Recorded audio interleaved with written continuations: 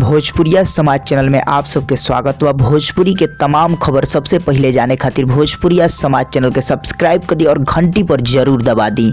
जय भोजपुरिया समाज। जी हाँ भैया, आप सबके बता दी भोजपुरी के पावर स्टार पवन सिंह अभी लंदन में अपन फिल्म के शूटिंग कर रहा है। जी हाँ भैया, 3 फिल्म में से लास्ट फिल्म के अभी शूटिंग हो रहा बा पवन सिंह के। बहुत जल्द शूटिंग कंप्लीट करके वो इंडिया भी आई है बहुत जल्द। जी हाँ भैया, आप सबके बता the power star Pawan Singh London में जहाँ की 2 फिल्म के शूटिंग कंप्लीट कर चुकल, मैंने तीसरा में हाथ लगे बने और बहुत ही बेहतरीन फिल्म हुई। और आप सबको बता दी लगभग 3 फिल्म के अभी तक कोनो नाम के अनाउंसमेंट नहीं के भाई।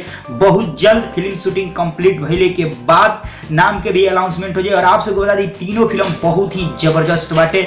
उमें स्टार कास्ट भी काफी जबरदस्त नजर आई पवन सिंह के अलावा। और आप सबके एक बात बता दी, बीते दिन पवन सिंह लंदन में वहां के यानी लंदन के लड़की के भोजपुरी सिखाने। जी हाँ भैया, यानी फॉरेन गर्ल के यानी विदेशी लड़की के पवन सिंह भोजपुरी सिखाने है। जी हाँ भैया, जहाँ की बहुत ज्यादा फन भी भइल वहाँ जहाँ पवन सिंह समझाइने। जी हाँ भैया, एक पेपर पे लिख के उनकरा के भोजपुरी सिखाइने। जी हाँ भैया, उदाहरण के तस्वीर देख सकता नहीं। और आप सबके बता दी वीडियो देखल चाहते हैं तो भैया हम वो भी आप सबको बता दें कहाँ से देख पाए। लेकिन इतने जानी पवन सिंह लंदन में विदेशी लड़की के भोजपुरी सिखाइने है। जी हाँ भैया, एकदम तस्वीर से आप सब देखनी है।